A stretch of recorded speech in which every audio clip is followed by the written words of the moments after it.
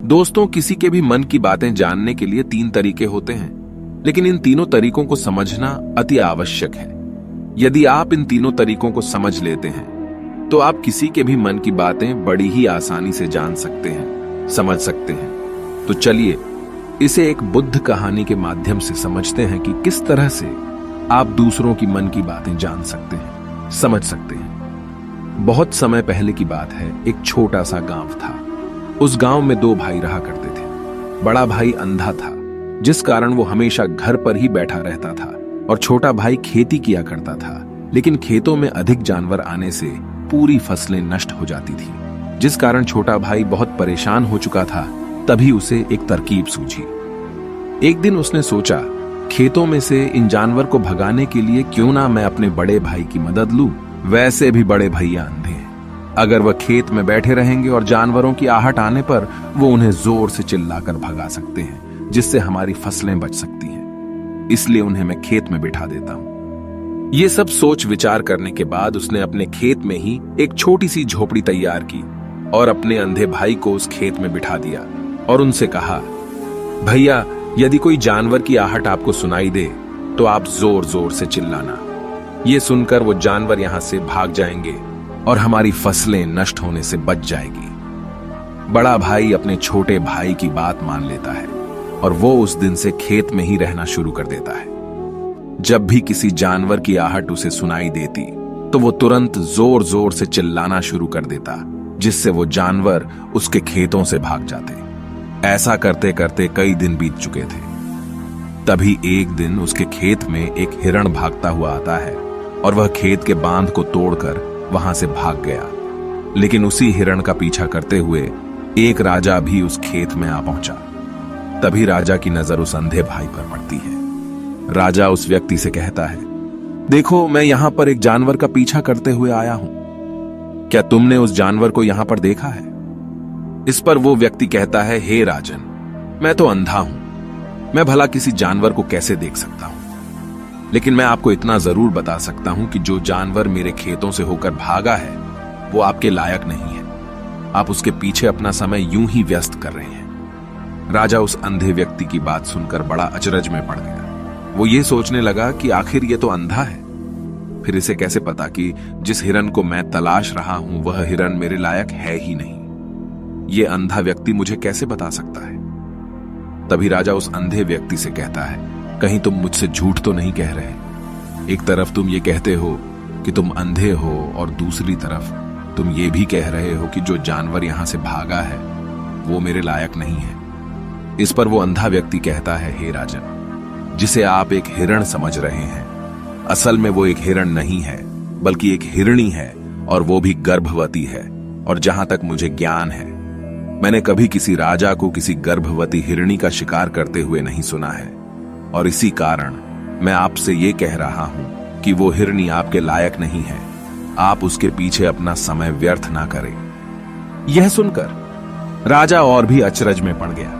वो ये सोचने लगा कि आखिर ये अंधा आदमी ये कैसे जान सकता है कि वो हिरनी है और गर्भवती है।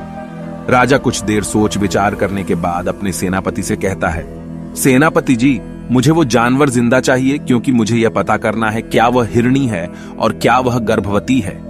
क्योंकि यह अंधा आदमी बहुत विश्वास के साथ कह रहा है और मुझे इस बात की पुष्टि करनी है। यदि वह हिरणी हुई और गर्भवती हुई तो वह हमारे शिकार के लायक नहीं है, क्योंकि हम तो एक हिरण का पीछा कर रहे थे। इसलिए जाओ और पता करो कि क्या वो हिरणी है। सेनापति राजा से आज्ञा लेकर आगे की ओर बढ़ चलता है, और कुछ देर बाद जब वह वापस लौट कर आता है तो वह राजा को कहता है, हे राजन, इस अंधे आदमी ने जो भी बातें कही हैं वो बिल्कुल सही हैं। वो एक हिरणी ही है और वह गर्भवती भी है। यह सुनकर राजा आश्चर्यचकित रह गया। उसे समझ नहीं आ रहा था कि आखिर अंधा आदमी कैसे पता कर सकता है कि वह जानवर एक हिरणी है, और तो और वह गर्भवती है। भला एक अंधा आदमी यह कैसे देख सकता है, यह कैसे जान सकता है? आखिर इसे यह कैसे पता चला? ऐसे कई सारे प्रश्न अब राजा के मन में उमड़ने लगे। अब राजा ने यह ठान लिया था कि मुझे इस बात की तह तक पहुंचना ही है कि आखिर यह अंधा आदमी कैसे जानता है कि वह जानवर एक हिरणी है। ये सोचकर राजा उस अंधे आदमी के पास जाता है और उस अंधे आदमी से कहता है, देखो, मैं ये तो नहीं जानता कि तुम सचमुच अंधे हो या नहीं, लेकिन मैं तुमसे एक बात जानने आया हूं। क्या तुम मेरे प्रश्न का सही सही जवाब दोगे? इस पर अंधा व्यक्ति कहता है, हे राजन, आप जो कुछ पूछना चाहते हैं मुझसे पूछ सकते हैं, मैं आपको बिल्कुल सच सच जवाब दूंगा।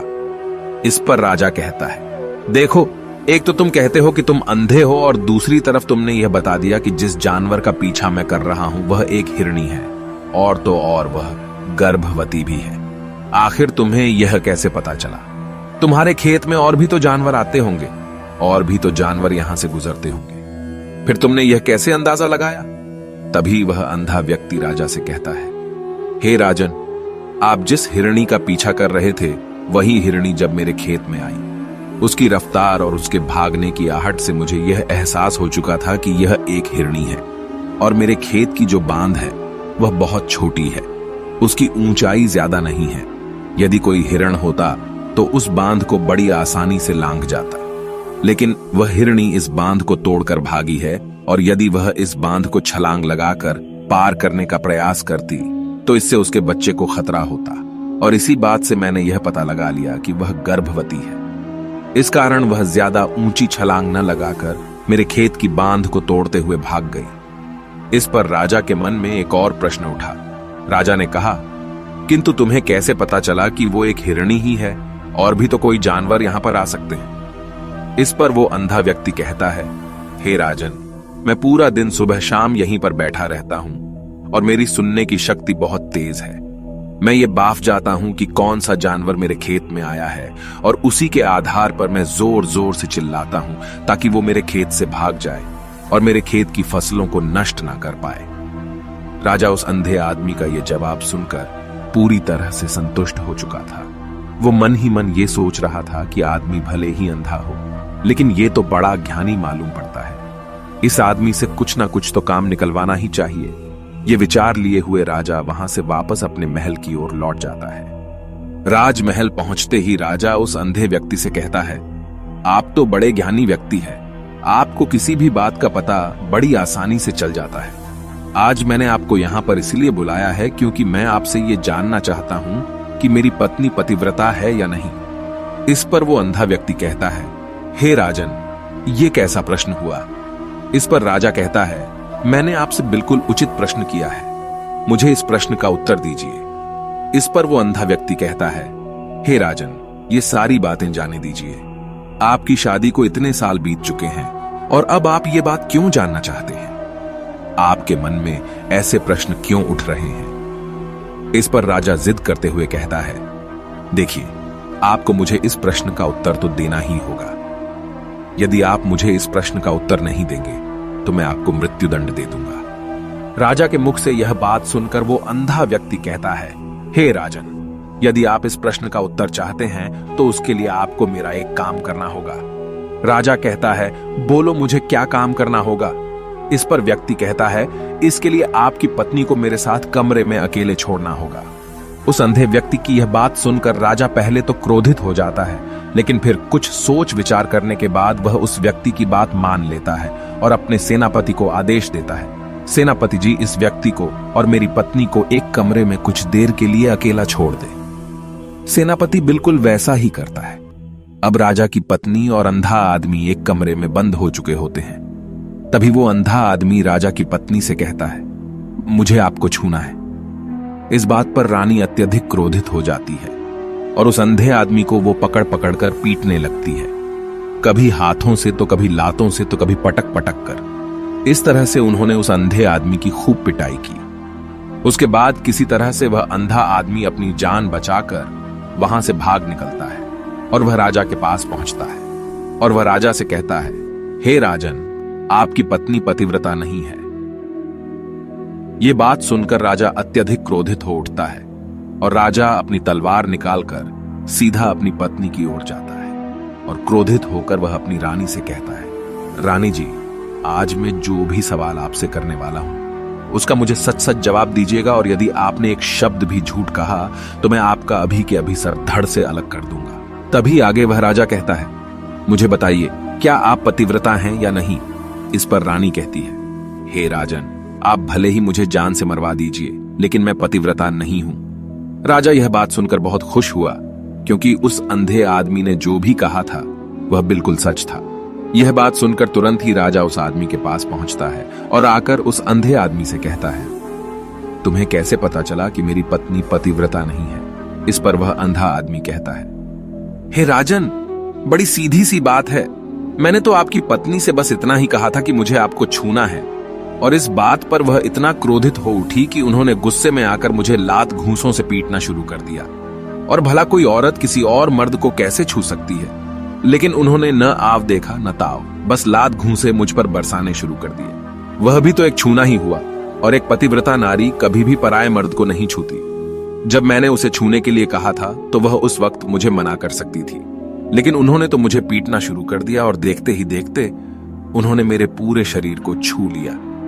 अब आप ही बताइए, ऐसी स्त्री भला पतिव्रता कैसे हो सकती है? इस पर राजा कहता है, तुम तो बड़े ज्ञानी मालूम पड़ते हो। अच्छा ठीक है, चलो तुम मेरे एक प्रश्न का और जवाब दो। यदि तुमने मुझे इस प्रश्न का सही सही जवाब दे दिया तो मैं तुम्हें यहां से जाने दूंगा।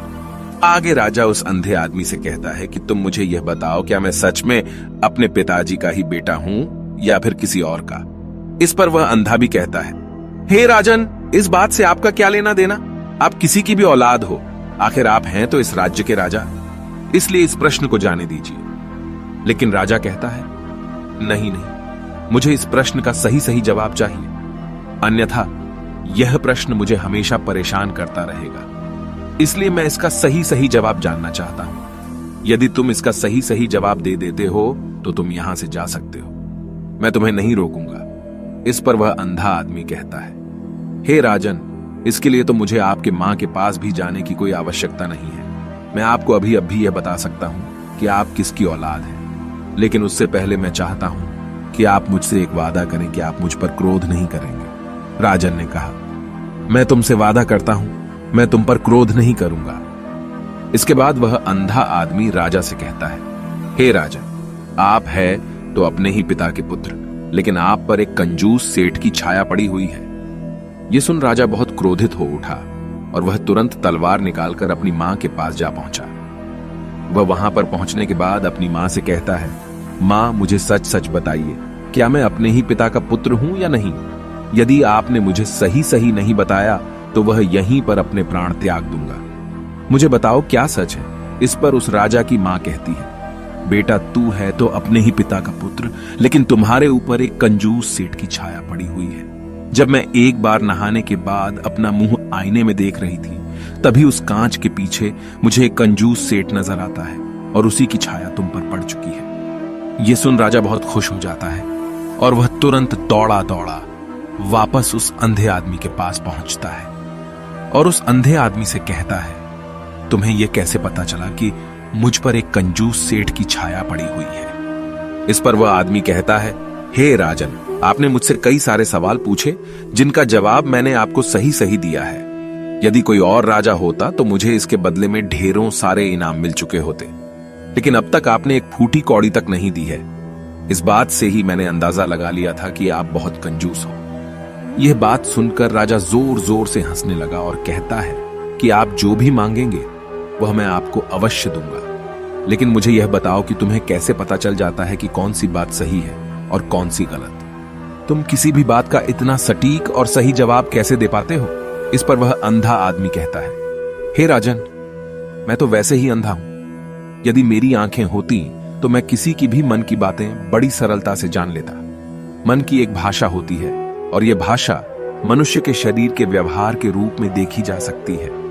उसकी आंखों से, उसके होठों से, उसके काम करने के तरीके से, उसकी क्रियाओं से पता किया जा सकता है कि उसके मन में क्या चल रहा है। उसके आधार पर हम किसी के भी मन की बातें जान सकते हैं। लेकिन मैं तो अंधा हूं, मैं देख नहीं सकता, इसलिए मैं क्रियाओं से देखता हूं। यदि मुझे कोई बात जाननी हो तो अगले आदमी को कुछ काम देना पड़ता है, जिस पर वह व्यक्ति किस प्रकार काम करता है, किस तरीके से इस काम को करता है, उसके आधार पर ही मैं यह पता कर पाता हूं कि उसके मन में क्या चल रहा है। तभी वह राजा कहता है, तो क्या इसका अर्थ यह हुआ कि मैं भी किसी के मन की बातें जान सकता हूं? इस पर वह अंधा आदमी कहता है, हे राजन, अवश्य आप भी किसी भी व्यक्ति के मन की बात जान सकते हैं, किंतु उससे पहले आपको अपने ऊपर काम करना होगा, और वह काम है अपने मन को शांत करना, अपने मन को वर्तमान में लाना होगा, जिसके लिए मैं आज आपको 3 तरीके बताने वाला हूं। और ये तीनों ही तरीके बड़े ही आसान और सरल हैं। किंतु हे राजन, उससे पहले आपको एक काम करना होगा, अपने मन को एकाग्र करना होगा। जब हम अपने मन को एकाग्र करते हैं, अपने मन को वर्तमान में लाते हैं, तो हम दूसरे के मन की बात जान सकते हैं, क्योंकि वह आदमी अभी भी अपने मन में वर्तमान में ही सोच रहा है, और हमें भी मन को वर्तमान में ही लाना होगा। तभी हम उसके मन की बातें जान सकते हैं। यदि हम अतीत में हुई घटनाओं के बारे में सोच रहे हैं, तो वह जो अगला आदमी वर्तमान में सोच रहा है, वर्तमान में अपने मन में बात कर रहा है, वह हम कैसे जान पाएंगे? क्योंकि हम तो अतीत की घटनाओं में डूबे हुए हैं। इसलिए किसी के भी मन की बात जानने के लिए सबसे पहले हमें हमारे मन को एकाग्र करना होगा, उसे वर्तमान में लाना होगा। आगे वह व्यक्ति राजा से कहता है, हे राजन, जो 3 तरीके मैं आपको बताने वाला हूं, इन 3 तरीकों से बड़ी आसानी से किसी के भी मन की बातें जान सकते हैं। उसके बाद वह अंधा आदमी राजा से कहता है, हे राजन, जो सबसे पहला तरीका है वह है आंखों पर ध्यान देना। किसी व्यक्ति से बात करते वक्त उसकी आंखों में देखना, उसकी आंखों पर ध्यान देना जो सबसे ज्यादा जरूरी है, क्योंकि आंखें बोलती नहीं पर बहुत कुछ कह जाती हैं। यदि हम किसी व्यक्ति की आंखों के इशारों को समझना सीख जाएं, हम यह जान पाएंगे कि व्यक्ति के दिमाग में क्या चल रहा है, वो क्या सोच रहा है, और अभी वह क्या करने वाला है। मेरे पास आंखें नहीं हैं, लेकिन मैंने अपने गुरु से यह विद्या सीखी है, क्योंकि बहुत सालों पहले मेरे पास आंखें थीं, और मैं उस वक्त लोगों के मन की बातें केवल उनकी आंखों से ही जान लेता था। इसलिए यदि आप भी दूसरों की मन की बातें जानना चाहते हैं, तो आपको भी उनकी आंखों पर गौर करना चाहिए, जैसे कि उनका आकार कैसा है, वह कब, कहां और किधर देख रहे हैं। यदि उसकी आंखें यहां वहां घूम रही हैं, जब आप उससे बातें कर रहे हैं, तो वहां वह इधर उधर मोड़ रहा है, कभी ऊपर तो कभी नीचे या कभी आसपास, या फिर उसकी आंखें खुश नजर आ रही हैं या फिर आंखें निराश नजर आ रही हैं, जैसे कि चोर होता है। उसकी आंखों में जब हम देखते हैं तो हमें यह पता चलता है कि अगले आदमी ने कोई गलती की है। ठीक उसी प्रकार जब हम किसी चालाक व्यक्ति की आंखों में देखते हैं, तो आपको पता चलेगा कि उसकी आंखों में एक भाषा होती है। एक बहुत ही सीधा और आसान तरीका होता है। यदि आपको यह पता लगाना है कि सामने वाला व्यक्ति आपसे झूठ कह रहा है या फिर सही, तो आपको उसकी आंखों पर ध्यान देना अति आवश्यक है। यदि आपसे बात करते वक्त वह व्यक्ति अपनी आंखें यहां वहां घुमा रहा है, ऊपर नीचे, इधर उधर, दाएं बाएं, हर जगह देख रहा है, तो इसका अर्थ यह हुआ कि वह उस बात से निकलने का कोई रास्ता ढूंढ रहा है, वह कोई झूठ बना रहा है। यदि सामने वाला व्यक्ति आपसे कुछ झूठ कहने का प्रयास कर रहा है, तो वह आपसे नजर नहीं मिलाएगा। वह यहां वहां देखेगा, ऊपर नीचे देखेगा, लेकिन वह आपकी आंखों में आंखें डालकर कभी नहीं देख पाएगा, क्योंकि उसे डर है कि यदि उसने आपकी आंखों में आंखें डालकर देखी तो उसका झूठ पकड़ा जाएगा और लोगों को सच्चाई का पता चल जाएगा। और इसी प्रकार कुछ और भी भाषाएं होती हैं। जब आप किसी की आंखों में आंखें डालकर यह देखना शुरू कर देंगे कि उसके हाव भाव क्या है, ठीक उसी प्रकार चेहरे के हाव भाव होते हैं, जिससे हम मन की बातें बड़ी आसानी से समझ सकते हैं, और इन्हें भी समझना बहुत जरूरी है। कभी कभी कोई व्यक्ति अपने चेहरे से जैसे आंख, होंठ और बहुत से कुछ अलग अलग व्यवहार करता है। यदि आप किसी व्यक्ति के चेहरे में गौर करेंगे, तो आप आसानी से समझ पाएंगे कि वह व्यक्ति निराश है, जब व्यक्ति बहुत उदास है, या फिर वह बहुत खुश है, या फिर उसे कोई बहुत बड़ा दुख है। वह अपने अंदर क्या महसूस कर रहा है, ये सारी बातें हम उसके चेहरे के हाव भाव से पता कर सकते हैं। फिर चाहे इंसान जुबान से कुछ बोले या ना बोले, लेकिन आप उसके चेहरे से सब कुछ पता कर सकते हैं। आगे व्यक्ति राजा से तीसरा तरीका बताते हुए कहता है, हे राजन, इसी प्रकार तीसरी भाषा भी है, अर्थात तीसरा तरीका भी है, और वह है हाथों के इशारे और शरीर का व्यवहार। मन की बात समझने के लिए हमें हाथ के इशारे और शरीर के व्यवहार को समझना बहुत आवश्यक है। कोई व्यक्ति जब बात करता है, तो आपने देखा होगा कि वो अपने हाथों को हिलाता रहता है, अपने हाथों से इशारा करता रहता है। बातों के साथ साथ अपना शरीर का जो व्यवहार है अर्थात बॉडी लैंग्वेज, उसका भी पूरा उपयोग करता है, जिससे हमें यह पता चल पाता है कि वह व्यक्ति हमारी बातों पर कितना ध्यान दे रहा है और उसके मन में क्या चल रहा है। शरीर के व्यवहार को देखने के लिए उसके हाथ मटकाने, शरीर मटकाने और चेहरे पर बार बार हाथ लाने, हाथों का एक दूसरे से मसलना, ऐसी बहुत सी क्रियाएं होती हैं, उस पर हमें ध्यान देना अति आवश्यक है। मन की बात को समझने के लिए हमें शरीर के व्यवहार को भी समझना पड़ता है। यदि हम इन 3 तरीकों को सही तरीके से ध्यान देकर इन 3 तरीकों को अच्छे से समझ लेते हैं तो हम बहुत जल्दी किसी भी व्यक्ति के मन की बातें बड़ी सरलता और सहजता से जान सकते हैं। इसलिए यदि आपको किसी के मन की बातें जानी हैं तो आपको उसकी आंखों पर, उसके चेहरे पर, उसके शरीर के हाव भाव को और उसके हाथों को ध्यानपूर्वक देखना और समझना होगा, जिससे आप यह समझ पाएंगे कि आखिरकार उसके मन में क्या चल रहा है और वह क्या सोच रहा है। लेकिन उनसे पहले आपको अपने मन को एकाग्र करना होगा, शांत करना होगा और अपने मन को वर्तमान में लाना होगा। तभी आप उस व्यक्ति की इन सभी क्रियाओं पर ध्यान दे पाएंगे, उन्हें समझ पाएंगे। अन्यथा आप यदि अतीत की घटनाओं में व्यस्त हैं, भविष्य की योजनाओं में व्यस्त हैं, तो आप उस व्यक्ति के हाव भाव पर कभी ध्यान ही नहीं पाएंगे और न ही आप कभी यह समझ पाएंगे कि आखिर उस व्यक्ति के मन में क्या चल रहा है, वह क्या सोच रहा है। आपने देखा होगा कि ऐसे कई बड़े संत महात्मा हैं जो बड़ी ही शांति से आपको देखते हैं और आपको देखकर ही ये बता देते हैं कि आपके मन में क्या चल रहा है, आप उनसे क्या जानने आए हैं। और इसका सबसे बड़ा प्रमुख कारण यही है कि वह आपको पढ़ सकते हैं, आपको समझ सकते हैं, आपकी मन की बातें जान सकते हैं, क्योंकि उनका मन एकाग्र है, शांत है और यही कारण है कि वह आपके मन की बातें बड़ी सरलता से समझ जाते हैं। यदि आपने अब तक पूरी कहानी को सुना है तो मैं आपसे एक छोटा सा अनुरोध करना चाहता हूं। कृपया इस चैनल को सब्सक्राइब करें ताकि मैं आपके लिए और भी ऐसी ही ज्ञान से भरपूर कहानियां लेकर आ सकूं। नमो बुद्धाय। मिलते हैं एक नई कहानी के साथ अगली वीडियो में।